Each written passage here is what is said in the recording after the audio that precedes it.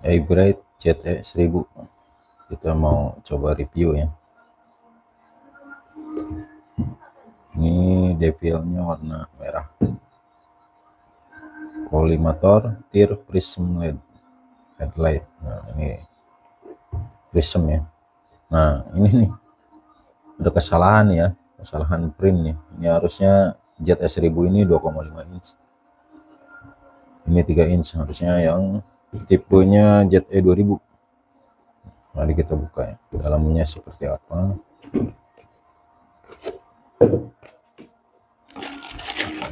Ini untuk biletnya ya. Ini kelengkapannya seperti biasa, ada karet, ada ringnya, ring untuk A4, AB3, AB4 ya. Ini plastik, ini cuman silika. Kadang ada yang bertanya, ini silika ini apa ya? Ini pengawet. Nah kalau di istilah industri elektronik ini buat pengawet. Udah gitu aja. Ini untuk unitnya, ini cukup premium nih, ada plastiknya, mirip dengan model-model premium. Nah, ini bentuknya nih. Ini ada covernya ya, cakep juga ya, harga di bawah 500.000 dapat kualitas seperti ini. Ini perlu diapresiasi ini kalau menurut saya. Cukup solid,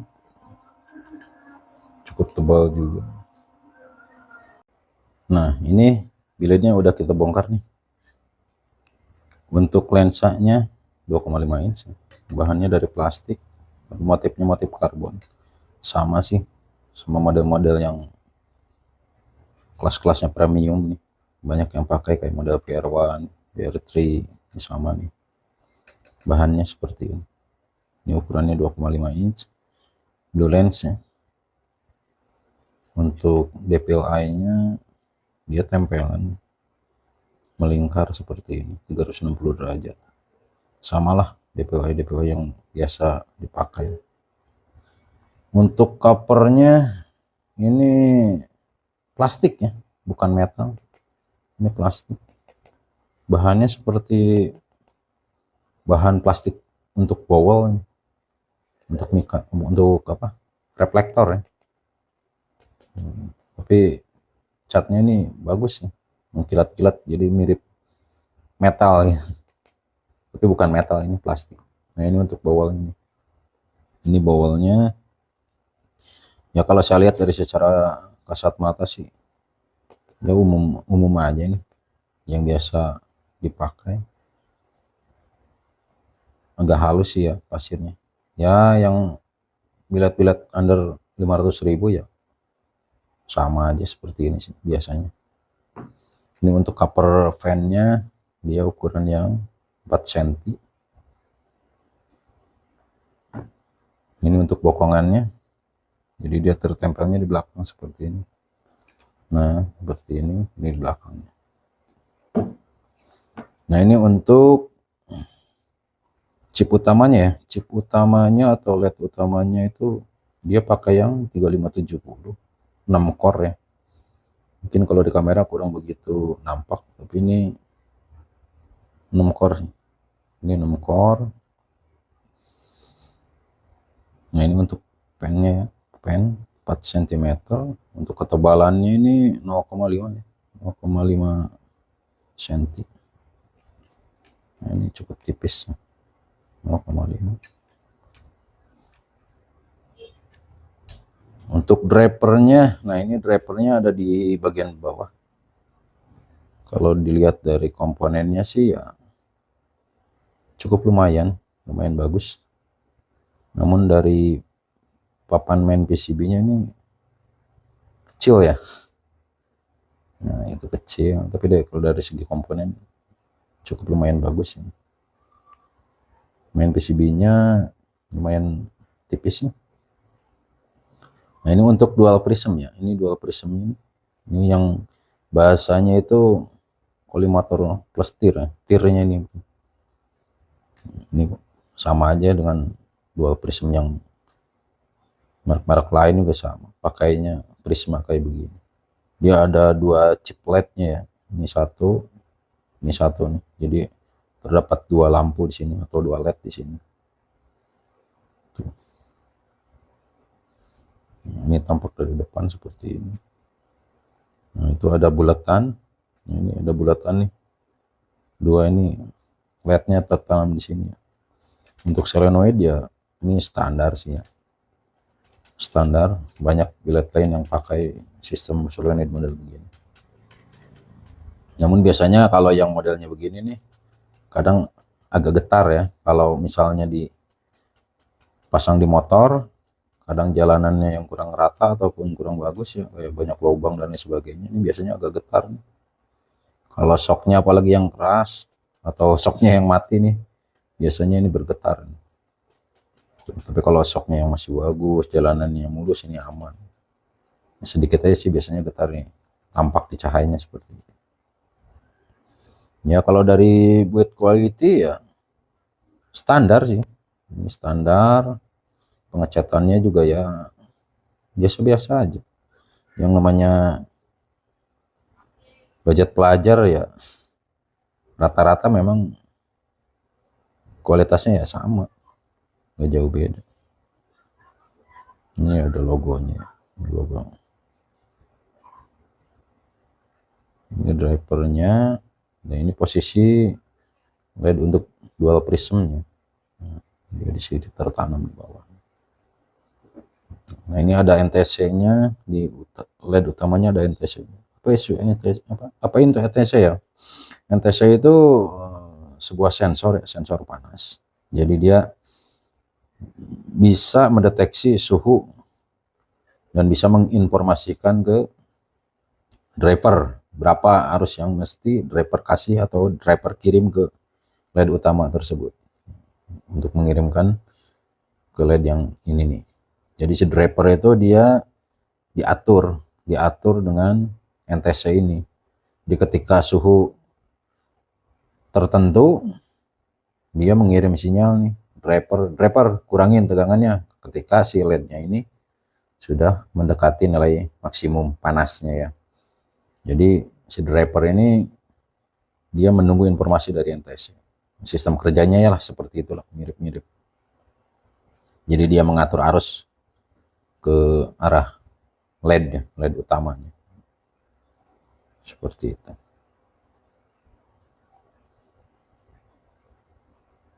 Cukup bagus, cukup solid. Ini kabel solenoidnya di luar.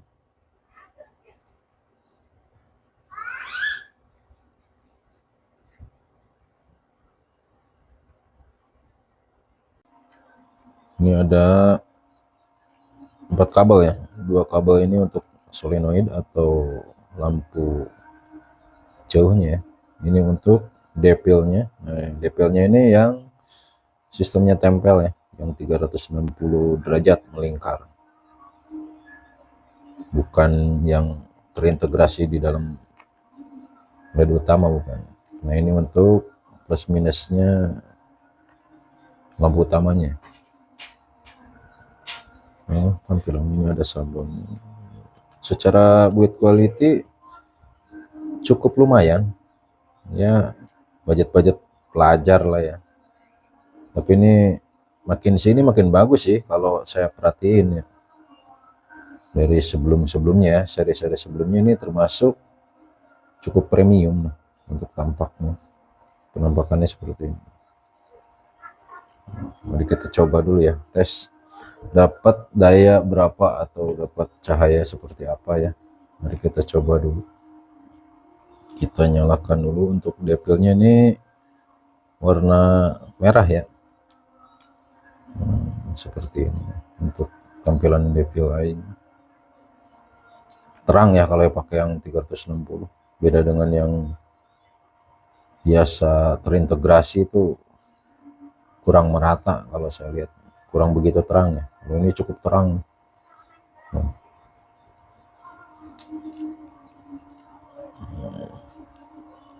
Cukup terang tampilannya. cakep nih. Untuk LED utamanya kita coba ya.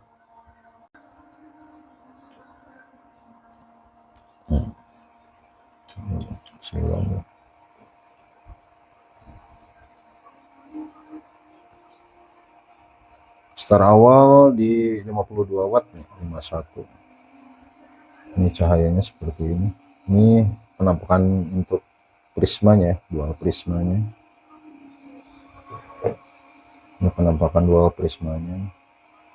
Untuk jarak dekat ya. Kalau untuk jarak jauh atau disorot ke area luas ini nggak nampak seperti ini. Nah, ini kita tunggu dulu ya sekitar 20 menitan lah, 15 sampai 20 menitan nih, biar mencapai suhu stabil. Ini pennya di belakang, pennya cukup kenceng ya, putarannya cukup kenceng, terdengar noise-nya cukup tinggi. Kita tunggu dulu ya, tunggu sekitar 20 menit ya. Nah, ini biletnya sudah dinyalakan lebih dari setengah jam ya, dan dayanya masih di 50 watt. Untuk temperaturnya sendiri, ini kita gunakan tracker ya, tracker mereknya FFR. Bagi orang yang biasa bermain dengan PLTS, udah paham lah dengan kualitas FFR ya. Nah, ini untuk temperatur yang didapatin di sini nih terakhir 67 derajat ya. Artinya si bilet ini sudah mencapai suhu lebih dari 70 derajat, karena FFR ini, tracker ini ya, alat ini maksimum hanya di 70 derajat Celcius. Jadi di sini sudah error ya, artinya dia sudah menyeberang ke di atas 70 derajat Celcius. Nah, kita nggak tahu ya lebihnya dari 70 itu berapa, karena maksimum di tracker merek FFR ini dia maksimumnya di 70 derajat. Artinya ketika mencapai lebih dari suhu 70 derajat dia pasti error gitu. Nah, ini tegangan yang kita gunakan ini di 13 ya, 13, ya. 13,4 terdeteksi di FFR ya. 13,4 itu biasanya suhu mesin ya, suhu mesin menyala itu kisaran 12,8 sampai 14 polan lah. Kira-kira 13,5, 13,7, 13,8 lah. Segitu untuk ukuran tegangan di saat mesin mobil menyala atau motor menyala. Nah, ini untuk temperaturnya ya cukup panas nih. Tangan saya nggak bisa, ini lebih dari 70 derajat ya, nggak bisa nih, tangan saya nggak bisa pegang karena panas. Ini untuk daya dia stabil ya di 50 watt, artinya ketika konsumsi daya ada di 50 watt ke atas itu kategori cukup terang ya untuk hasil output cahayanya gitu. Jadi jangan diragukan nih, ketika konsumsi daya 50 watt ke atas udah dipastikan untuk hasil output cahayanya itu pasti terang, udah standar terang lah. Nah, ini cukup stabil ya, tadi di awal itu 51 watt kalau nggak salah, 51 watt. Nah, ini nggak turun lagi dari 50 ya, ini 50, terus. Artinya selama 30 menit mode running itu dia nggak turun dari 50. Jadi dia sangat stabil. Namun di sini terkendala di suhu ya. Ya mungkin masih aman ya, mungkin masih aman di atas 70 derajat, karena biasanya merek-merek hybrid ini memang cukup panas gitu. Tapi yang sudah saya pakai itu aman-aman aja sih. Nah, ini temperaturnya tuh saya tempel di ini sensornya ya, ini sensor temperaturnya saya tempel di area yang paling panas. Nah, ini area tengah ini kan area yang paling panas ya, karena permukaan LED itu menapak di bagian tengah ini. Dari tengah sini baru disebar ke area-area pinggiran gitu. Jadi pastikan terpanasnya itu ada di samping sini. Ini pasti terpanas gitu. Makanya saya selipin di area yang benar-benar posisi paling panas gitu. Dan di sini sudah nggak bisa membaca karena dia melewati batas maksimum di temperatur yang disiapin sama si e-paper. Dia maksimumnya di 70 derajat. Di sini sudah nggak bisa baca lagi. Artinya sudah melewati batas maksimumnya. Dia sudah error. Nah, ini terakhir yang alat ini baca itu ada di 67 derajat Celcius. Seperti itu. Nanti kita ukur juga cahayanya ya, berapa lux yang didapatkan untuk di jarak sekitar 5 meteran. Simak terus videonya biar nggak terlewatkan ya. Ini saya akan menunjukkan hasil dari cahaya iBright J1000. Nah ini lampunya nih ya, J1000, penampakan lampunya ini J1000 nih, ini aja yang menyala. Nah ini J1000. Nah ini penampakan hasil cahayanya ya. Ini daya ada di 50 watt untuk low-nya. Nah ini untuk high-nya kita coba. Ini ada dua prism ya, ada dua prism. Ini penampakannya nih. Ini untuk high-nya cukup lumayan jauh ya. Nah ini penampakannya nih. Ini saya standarin ya untuk pemasangan di motor nih. Untuk di Vario nih hasil sinarnya seperti ini. Ini satu lampu ya, itu ada penampakan untuk lasernya ya. Nah ini untuk penampakan prismanya nih, ada titik kuning. Nah itu penampakan prismanya. Nah ini untuk high beam-nya. High beam-nya ini cukup luas ya. Ini cukup bagus ya untuk hasil dari output cahayanya. Seperti ini nih hasil syaratnya.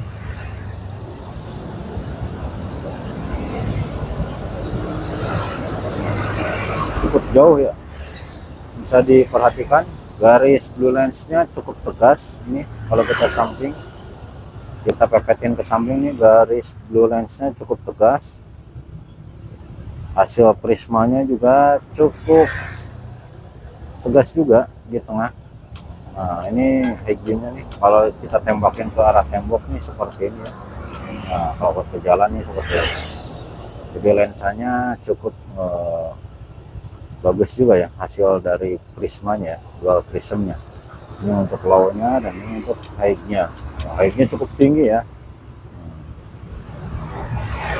Kalau saya nilai sih, dilihat dari sisi harganya ini termasuk cukup bagus ya.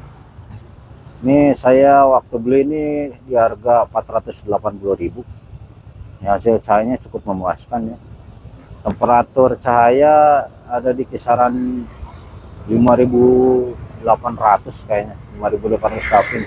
Jadi putihnya tuh agak ke warm ya, agak ke kuning-kuningnya, cuman tipis dikit. Enak lah untuk dipakai sehari-hari, ini enak. Ini hasil cahayanya seperti ini. Ini cukup jauh ya, kita bandingkan dengan hasil dari lampu bawaan motor ya, sangat jauh ya, sangat jauh perbedaannya. Nah itu bisa dilihat dari kendaraan-kendaraan atau motor-motor yang lewat di area sekitar ya. Oh kan, sangat-sangat terang ya. Ini hanya satu lampu. Nih kita coba perhatikan dengan bawaan-bawaan Honda nih yang ada di depan kita nih. Oh, sangat-sangat jauh ya hasilnya. Cukup memuaskan ya hasilnya. Ini yang saya tahu baru di tipe ini ya, ada dua prism yang ukuran 2,5 in. Untuk merek-merek yang lain saya kurang tahu.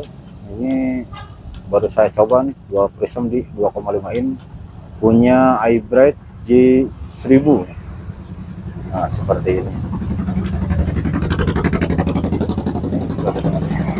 sangat tegas juga, sangat bagus.